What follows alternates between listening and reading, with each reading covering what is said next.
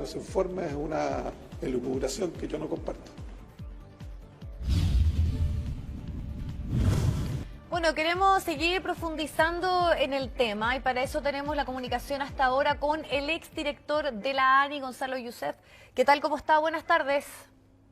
Buenas tardes, Viviana. Gonzalo, usted como exdirector de la ANI, ¿cómo recoge la controversia y la polémica que se ha generado a partir de este informe? Y eso sí sería importante aclarar, tal como lo veíamos recién, que tanto el gobierno como el ejército no han desconocido hasta el momento este informe.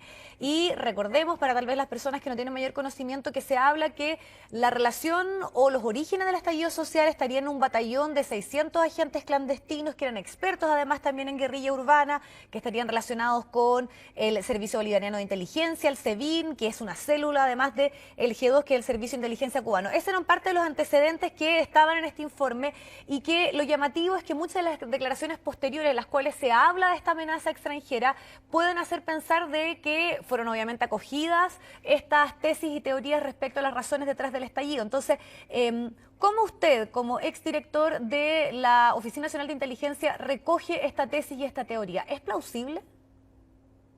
Bueno, yo creo que hay que hacer una distinción.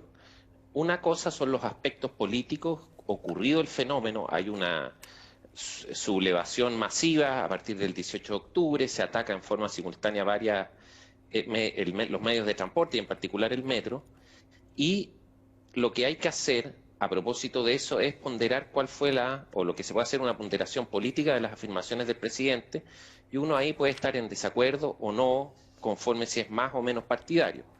Respecto del informe, ahí uno puede entrar a hacer ciertas evaluaciones más técnicas.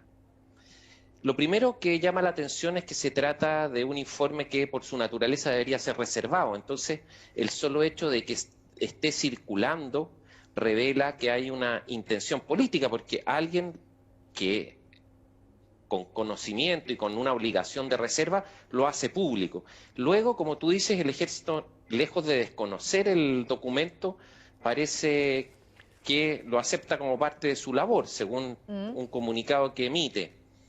Y el gobierno tampoco lo niega, dice, bueno, sí, pero es uno más, y no le reconoce la causa-efecto en relación con las declaraciones del presidente. Entonces, eso es extraño desde un punto de vista técnico, porque un informe que debió ser reservado conoce la luz. Y normalmente en temas de inteligencia, cuando un informe de este tipo es revelado, es porque alguien quiere provocar un efecto político, ya sea deslindando responsabilidades o culpando a alguien respecto de algo que pasó. Claro, hay una labor periodística de Héctor Cosio que está detrás de este reporte que aceleró el mostrador, pero es importante lo que usted dice, hasta el momento nadie lo ha desconocido. Y cuando uno piensa, si hablamos sobre todo de inteligencia, no deja de ser llamativo hablar de 600 agentes clandestinos. Lo primero que uno dice es cómo entraron a nuestro país y nadie se pudo haber dado cuenta, ¿no? Ahí nos vamos al contenido mismo del Sí. informe, y para eso hacemos fe de que lo que dice la nota de prensa es efectivo. Pero entendiendo que nadie lo desconoció hasta ahora también, o sea, hay que sumar ese antecedente que es bien importante. Pero digamos que tampoco hemos podido leerlo como texto, como sí se ha conocido, por ejemplo, los documentos de la inteligencia argentina a propósito del caso Macri. Hay unas referencias al informe, y si esas referencias al informe son verdaderas, sin duda parece que es un poco, por decirlo menos, exagerado, y además hace ciertos análisis que exceden también la razonabilidad. Una cosa es decir, mire, hay gente vinculada a ciertos movimientos políticos del resto del continente que va a estar contento con lo que pasó, y otra cosa muy diferente es decir, mire, hay 600 agentes que participaron en los desórdenes en las calles. Si fuera así, claro, las preguntas son, bueno, ¿cómo entraron 600 agentes? ¿Cómo antes no se hizo nada? Y además, hay otros informes que también da cuenta la nota, hechos por el organismo civil, que es la Agencia Nacional de Inteligencia, que a pesar de que fue la que más se puso en cuestión, parece que sí había advertido que a propósito de los problemas con los transportes y la acción coordinada de grupos anarquistas que se oponían a estas alzas, iban a generarse ataques masivos a dichas instalaciones. Entonces, podríamos decir que si la nota es verdad, había mucho mejor información en los organismos civiles, o en la ANI en particular, que en los que se está conociendo a través de esta noticia. Bueno, y esa es otra de las dudas, porque efectivamente el 8 de octubre ya la ANI emite este informe donde dice que efectivamente se puede dar un posible estallido social. Ya el 10, o sea, 10 días después, antes del estallido social, quiero decir, el 14 de octubre, habla de posibles estaciones vandalizadas y hace una alusión a estudiantes, a movimientos anárquicos. Y uno, de solo leer Sí, eso, y eso parece, siente que tiene más y eso sentido, parece, ¿no? y eso parece muy razonable, y visto después de un año, parece que eso fue lo que pasó. Si uno asume quiénes fueron detenidos a propósito de estos hechos, quiénes contaban con la capacidad de enfrentarse a carabineros, veamos lo que pasó en el Instituto Nacional, los que estábamos trabajando ahí cerca, veíamos cómo pasaban los grupos de un lado a otro, cómo tenían cierta capacidad de acción. Y todo eso, hoy día, si le sumamos un ingrediente, que es la amplificación que se produce a propósito del uso de las redes sociales, sin duda parece una explicación mucho más razonable. Claro, estamos haciendo un cálculo a posteriori y a lo mejor atendía la importancia que tuvo la fecha, sí tiene esa importancia. ¿Por qué cree Lo que usted que sí yo esos creo... informes, Gonzalo, no fueron acogidos? Porque no solo se entregaron o debiesen haber llegado a las resoluciones que tomó el presidente, llegaron también a Metro, donde se le decía que debía resguardar la seguridad, llegó también al Ministerio del Interior, llegó al Ministerio de Transporte, y nunca esa tesis fue acogida. De hecho, quien encabezaba la institución deja su cargo y una de las razones que se da a entender es que no se habría adelantado al estallido social. Entonces, ¿por qué se acoge, o por lo menos se da a entender, si uno revisa las declaraciones, sobre todo en esos meses posteriores al estallido social, la tesis de un batallón o podríamos decir, injerencia extranjera en las razones que están detrás del estallido social y no los propios informes hechos días, muy pocos antes de la ANI? Bueno, yo quisiera aquí hacer, digamos, una observación desde el sentido común. Normalmente las agencias de inteligencia y las policiales también están advirtiendo respecto de este tipo de hechos. Ojo, vienen ataques. Y dentro de nuestro calendario anual hay muchas fechas que también son objeto de estas advertencias. De ahí a predecir o suponer por parte de la autoridad que venía una verdadera revolución o una especie de revolución que terminó también con manifestaciones masivas, es algo muy difícil, no solo para la autoridad, sino que yo creo que también excede el contenido mismo de los informes. Uno podría haber reforzado la seguridad de las estaciones de metro de una, de dos, de tres, pero haberse preparado para el nivel de ataque que hubo, yo creo que era muy difícil. Y si alguien hubiese ido donde el presidente, donde el ministro del Interior, el 17 de octubre le hubieran dicho, mire, mañana van a llegar miles de personas y van a atacar todas las estaciones de metro y la van a atacar con aparatos incendiarios y luego van a salir 1 millón de personas a la calle en una semana, le hubieran dicho, ¿sabe qué? Me puede dejar aquí la renuncia. Entonces, los fenómenos sociales, y eso tampoco hay que olvidarse, en gran medida son impredecibles. No es una cuestión de los servicios de inteligencia predecir cada fenómeno social. Uno puede simplemente ver lo que pasó en Estados Unidos. Nadie va a desconocer la eficacia o el tamaño, no sé, del FBI, pero cuando fue el estallido a propósito de la muerte de una detención que hace la policía respecto de una persona de color, y se desatan una serie de desórdenes, nadie hubiera dicho, mire, en realidad la inteligencia no advirtió de esto, porque tampoco hay que perder ese foco. Los fenómenos sociales tienen un factor de imprevisibilidad importante. Ya, usted dice que esos informes obviamente no necesariamente tienen que ser acogidos y efectivamente los procesos sociales son bien impredecibles y toman cursos y respuestas que uno pueden ser acogidos no... con una cierta, digamos, imaginándose que van a ser de magnitudes más acotadas, no la magnitud que fue. Eso pero acá lo más llamativo, y también es interesante por supuesto por la labor que usted tuvo, es que si uno revisa las declaraciones posteriores, más allá de por qué o no se escuchó estas advertencias de la ANI, que además también son pocos días antes y en un contexto también de evasiones masivas, donde estaban los estudiantes secundarios llamando constantemente a este tipo de acciones.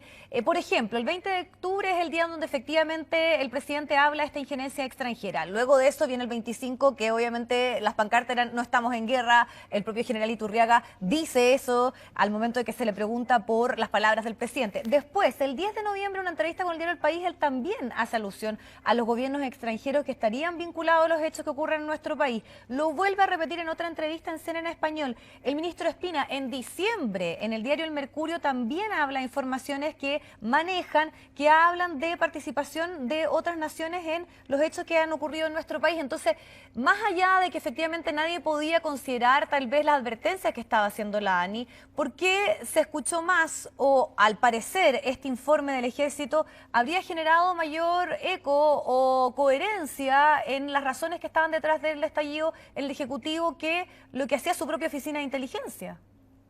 Yo creo que eso es una desprolijidad. Efectivamente, los que están a cargo y los que conocen los fenómenos sociales son los civiles. Y eso quizás sea la gran lección. Cuando se viven momentos críticos es cuando se nota la necesidad de tener una inteligencia civil, una inteligencia profesional en el sentido de la calidad y una inteligencia no politizada que no responde a los intereses de uno u otro gobierno. Y eso yo creo que fue lo que ha fallado en este país y eso viene fallando hace algún tiempo. No se trata, como ha entendido la autoridad, de estar cambiando las leyes y cambiar y caer en una vorágine de modificaciones legislativas, porque eso tampoco soluciona los problemas. Lo que soluciona los problemas son tener un servicio de inteligencia para los asuntos internos que sea integrado por civiles, que esos civiles a su vez tengan un conocimiento respecto de los distintos temas, ya sea de violencia política, de conflictos sociales, de terrorismo del tipo que sea, y además que los fines a que responda esa información digan relación con intereses del Estado y no del gobierno de turno. Yo creo que eso es, en resumen, lo que ha faltado, lo que faltó, y si es que eso hubiese existido, no tendría por qué estas opiniones o estos informes que podemos estar de acuerdo a estas alturas que están muy desencaminados, hubiesen producido el efecto que produjeron en las autoridades. Y tener información es la principal, o dar información a la autoridad para la acertada toma de decisiones, es la principal función de la inteligencia. A su parecer, a partir de esto y entendiendo el cuestionamiento que hoy existe en cuanto a inteligencia en nuestro país, ¿qué acciones se debiesen tomar? ¿Qué respuesta, por ejemplo, debiese dar el Ejército? Y hay algunos parlamentarios que están pidiendo que el propio comandante y jefe entregue algún tipo de explicación a esto y que también posición debiese adoptar el gobierno, porque también pensemos que hace pocos días dijo que estaban preocupados respecto a lo que podía pasar el domingo, el propio vocero de gobierno también enfatizó en aquello, entonces nuevamente se generan dudas respecto a cuáles son los informes o documentos que maneja el Ejecutivo para lanzar ese tipo de declaraciones y poner en duda procesos si es que hay tanta debilidad en la credibilidad de este tipo de documentos. Bueno, siempre en el mundo de los servicios de inteligencia no solo, digamos, la toma acertada de decisiones depende de los servicios de inteligencia, también de las personas que reciben esos informes. Yo creo que eso también es una cosa importante a considerar. Y si tú me dices qué es lo que habría que hacer, yo creo que lo que no hay que hacer es empezar a seguir tropicalizando el sistema de inteligencia, mandando proyectos de ley, haciendo propuestas respecto de incorporar uno u otro organismo nuevo, caer en una politización de los servicios como lo podemos ver en el resto de Latinoamérica, en que los servicios de inteligencia cambian cada vez que llega un nuevo gobierno, darle una carrera funcionaria a los analistas que trabajan en este servicio, cosa de que no sean todos despedidos como ha venido ocurriendo en el último tiempo cada vez que hay un cambio de administración. Eso es lo que habría que hacer y fortalecer y entender que es la inteligencia hecha por civiles la que está en mejor pie por la naturaleza de la función de entender lo que pasa en una sociedad, en el ámbito interno, y no los uniformados que tienen otras funciones, otras responsabilidades en materia de inteligencia, pero que al momento de hacer un análisis del fenómeno interno de violencia, carecen de la sutileza necesaria que sí tienen los profesionales civiles. ¿En dónde estaría esa distinción, dice usted, en este tipo de teoría? Ahora quien encabeza la ANI, Gustavo Jordán, precisamente fue parte de la Armada. Entonces, ¿por qué esa duda en la consideración que se le deben dar a informes civiles y no relacionados, por ejemplo, con la defensa desde el punto de vista del ejército o de otras de... Porque tienen encargadas diferentes misiones. La función de la inteligencia de las Fuerzas Armadas es velar por la seguridad exterior del país. Si es que nos va a atacar un país X del vecindario o no, bueno, ahí serán los servicios militares de inteligencia los que deben cumplir su función. Si se trata de un problema interno, serán, si es un problema policial, los servicios de inteligencia vinculados a las policías. Y luego, si es un problema de naturaleza de conflicto social, un problema de naturaleza político, bueno, será la agencia civil encabezada por el ministro del Interior, por el presidente, quienes informen y no otros. Si no, pasa lo que estamos viendo y lo que estamos discutiendo. Sí, Gonzalo Yosefi, para terminar, ¿por qué a su parecer hasta el momento no hay claridad de qué grupos, si efectivamente había una organización o no detrás de las quemas del metro? Y se lo pregunto porque, claro, el Ejecutivo dice que va a entregar todos estos antecedentes a la Fiscalía. Entiendo yo que solamente hay 2 personas procesadas. Y mucho del argumento es que uno oye por estos días decir que necesitamos una mejor ley de inteligencia, pero eso no nos deja en una situación de que prácticamente en nuestro país no podemos tener inteligencia, no nos podemos anticipar este tipo de hechos, y por qué todavía no tenemos responsables de estas acciones, generando más dudas, más teorías conspirativas también. Sí. Bueno, yo creo que lo que pasó es un elemento, es un aspecto o un fenómeno de consideración casi histórica a estas alturas. Lo que pasó fue que distintos grupos, muchos de ellos vinculados a una ideología anarquista insurreccional, muchos de ellos con hondo resentimiento por las políticas económicas de los últimos años, muchos de ellos organizados o asociados a la delincuencia vinculada al narcotráfico, actuaron de manera simultánea, todo esto amplificado por el fenómeno de las redes sociales y coordinado también por las redes sociales. Entonces, yo creo que más que eso, y como le digo, eso va a ser un aspecto más bien de consideración histórica, no ha pasado. No creo que vayan a surgir grandes informes respecto de grandes confabulaciones, porque eso no ha ocurrido. Y respecto de que haya uno más o procesados, yo creo que sí ha habido una labor de la Fiscalía en que hay algunas personas que han sido enjuiciadas, otras que están en proceso, pero sí también existe una persecución penal que ha demostrado que no tenía, digamos, la posibilidad de disuadir respecto de este tipo de acciones, tanto así que han continuado pasando. Entonces, allí a lo mejor habría que tener una reflexión general. Cómo controlar la violencia es algo que es muy difícil, pero tampoco va a depender de del solo funcionamiento de los servicios de inteligencia. Y concluyo diciendo que quizás el problema es que en este país, que somos muy legalistas, creemos que todo depende de la ley. Entonces, hay problema de inteligencia, cambiamos la ley de inteligencia. Y no es así. La inteligencia en los países que funciona no anda cambiando a cada rato. Estados Unidos, Inglaterra, Francia, Alemania, tienen servicios de inteligencia del mismo nombre hace decenas, si no centenas de años.